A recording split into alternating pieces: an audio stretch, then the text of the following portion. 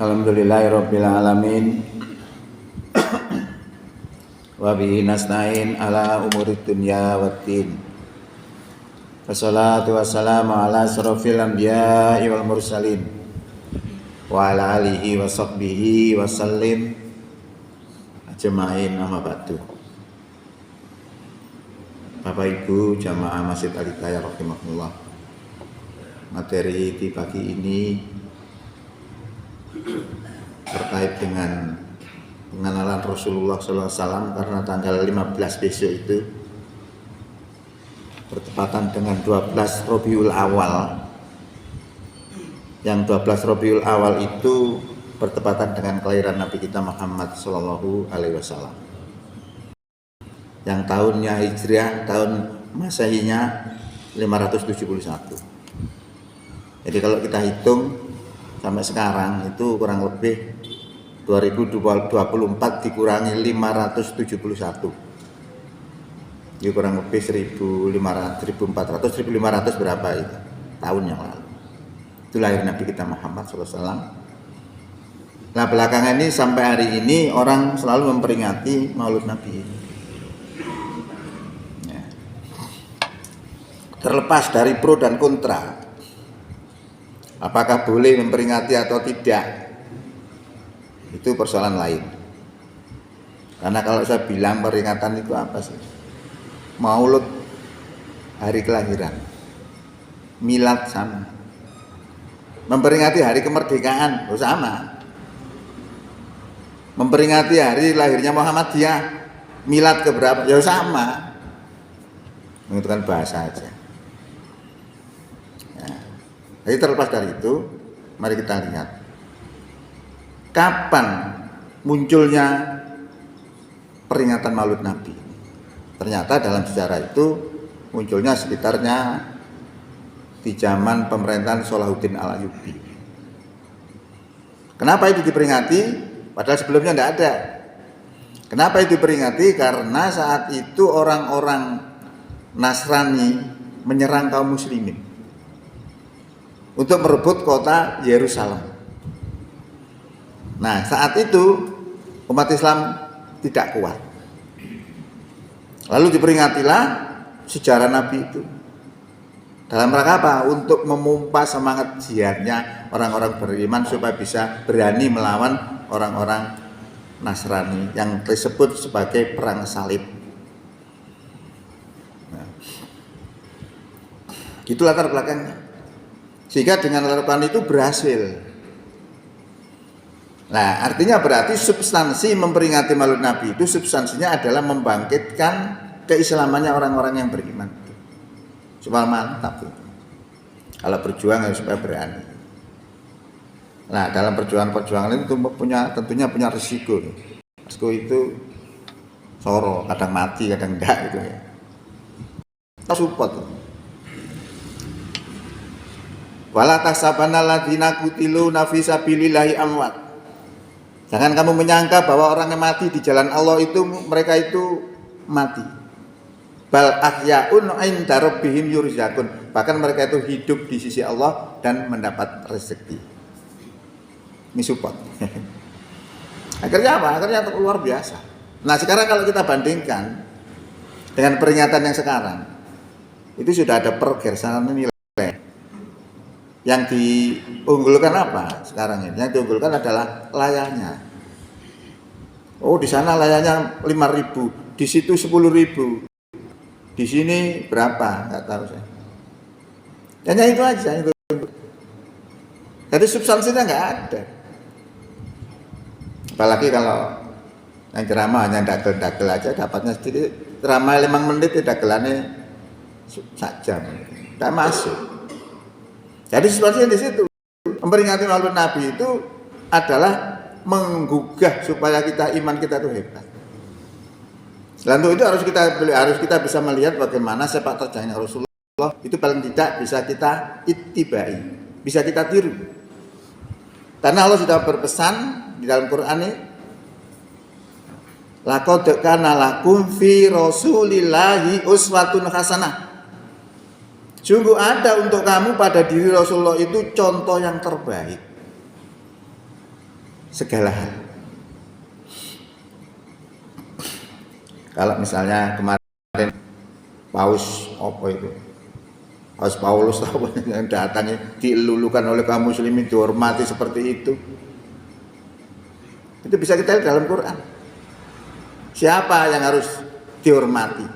Siapa harus dimuliakan? Siapa yang harus ditinggalkan? Diajarkan semua. Kalau diajarnya itu adalah wal barok. Dengan siapa kita harus berwali, dengan siapa kita harus berlepas diri. Tapi ini agak radikal kalau diterapkan. Orang-orang takut semua. Makanya orang Islam itu di Indonesia rata-rata ngelakoni agamanya dewi itu wedi. Nah ini jadi. Akhirnya orang itu tidak bisa menilai Islam kayak apa, nggak ngerti. Ada kalau kita lihat dalam Quran itu memuliakan musuh itu tidak boleh. Menjadikan mereka sebagai teman setia juga nggak boleh. Itu jelas dilihat ditunjukkan oleh Allah dalam Quran itu begini. Ya ayyuhalladzina amanu wa yang beriman la tattakhidzu aduwi wa aduwakum auliya. Wahai orang beriman, jangan kamu jadikan musuh-musuhku dan musuh-musuhmu menjadi teman setia. Nggak boleh.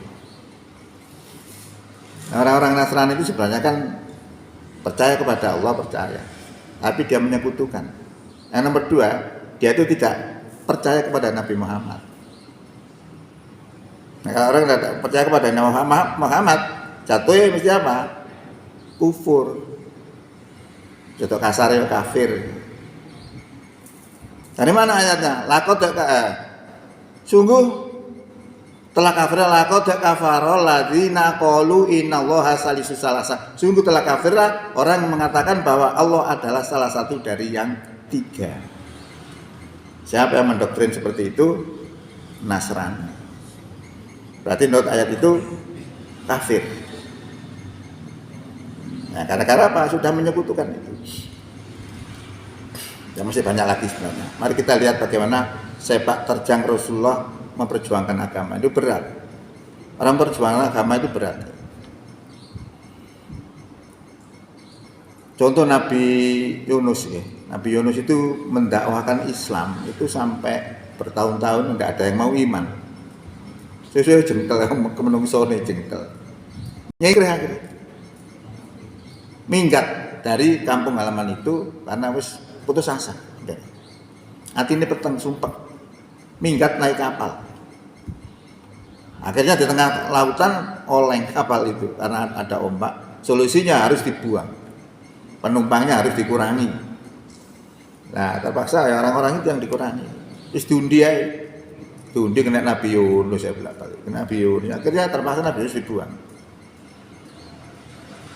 Akhirnya gelap di dalam lautan. Dua, kegelapan, artinya gelap, pandangannya gelap di lautan. Kemudian yang mertika dimplok iwak. Tiga, kegelapan. Lalu Nabi Yunus istighfar, mohon ampun kepada Allah dalam bentuknya apa? La ilaha illa anta subhanaka inni kuntu minadz dzalimin. Selamat. Tapi kita tidak lihat itu, sampai kita lihat perjuangannya berat. Rasulullah sama. Rasulullah dalam mendakwakan Islam di Mekah itu luar biasa juga. Permusuhannya juga luar biasa sampai akhirnya harus dibunuh. Tapi tidak berhasil. Para sahabat banyak yang disiksa dan lain sebagainya. Saat itu pemerintahan Quraisy kewalahan. Itu akhirnya diberi apa? Diberi tawaran. Wis mandeko cara Jawa, wis mandeko ojo dakwah. Tak kei harta, wanita, tahta. Nek gelem mandeko cara Jawa niku. Apa jawab Rasulullah? Dia bilang seandainya kau letakkan matahari di tangan kananku dan bulan di tangan kiriku, saya tidak akan berhenti untuk berdakwah. Apa tekadnya begitu. Pernah Rasulullah itu dikucilkan di embargo, pernah dikejar-kejar mau dibunuh, tapi tetap membara. Sehingga ketika orang-orang yang mendapatkan perlakuan-perlakuan yang tidak baik karena keimanannya itu, disupport juga oleh Allah supaya kuat. Am hasibatum an tadkhulul jannah jannata walamma ya'tikum masalul ladzina khalau min qablikum. Apakah kamu mengira bahwa kamu akan masuk surga padahal belum datang kepadamu cobaan sebagaimana halnya orang-orang terdahulu sebelum kamu? Mereka ditimpa malapetaka dan kesengsaraan serta digoncangkan dengan bermacam-macam cobaan sehingga Rasul dan orang-orang yang beriman bersamanya mengatakan, mata nasrullah, kapan pertolongan Allah datang? Dijawab oleh Allah, inna nasrullahi qarib, sesungguhnya pertolongan Allah itu dekat. Ini support orang-orang yang menderita di dalam keimanan. Orang dulu juga sama, itu merupakan sunatullah. Nah ini akhirnya perjuangan itu kuat. Akhirnya melawan orang Nasrani tadi kuat, bangkit semangatnya. Jadi substansinya di situ. Sekarang kita lihat keadilan Rasulullah. Sekarang ini kalau kita lihat keadilan di kita itu, wis morat-marit gak karena orang berperkara, nek kroninya itu masih dilindungi. Dengan tali macam-macam mau dirangkul jadi bolone. Jika diungkap kasusnya bisa banyak terjadi. Itu tidak adil. Nyolong PT berang tahun, nyolong duit telung wulan, nggak cocok. Kemarin kan ada dalam medsos itu, yang ada penghinaan itu kepada presiden, seorang pelajar SMP kena 7 tahun.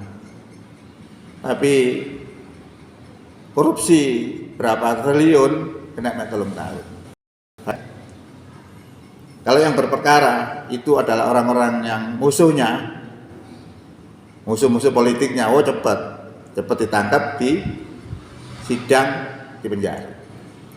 Tapi coba kita lihat Rasulullah. Bagaimana Rasulullah itu ternyata di dalam menghadapi kasus tidak pernah pandang bulu. Siapa saja yang melanggar aturan-aturan Allah dan Rasulnya itu akan dieksekusi. Itu bisa kita lihat dalam sabda beliau, dia mengatakan, seandainya putriku Fatimah mencuri, la qata'tu yadaha, sungguh aku potong tangannya. Coba ini. Tadi penerapan hukum keadilan oleh Rasulullah itu tidak pandang bulu, walaupun yang berkasus adalah anaknya akan dieksekusi. Kalau sekarang nggak bisa seperti itu. Nah ini sebenarnya yang diteladani dari segi semangat juangnya, dari segi keadilannya, dari segi akhlaknya kayak apa. Banyak contoh-contoh akhlak itu yang luar biasa. Misalnya seorang kafir yang bernama Sumamah bin Usal. Sumamah bin Usal itu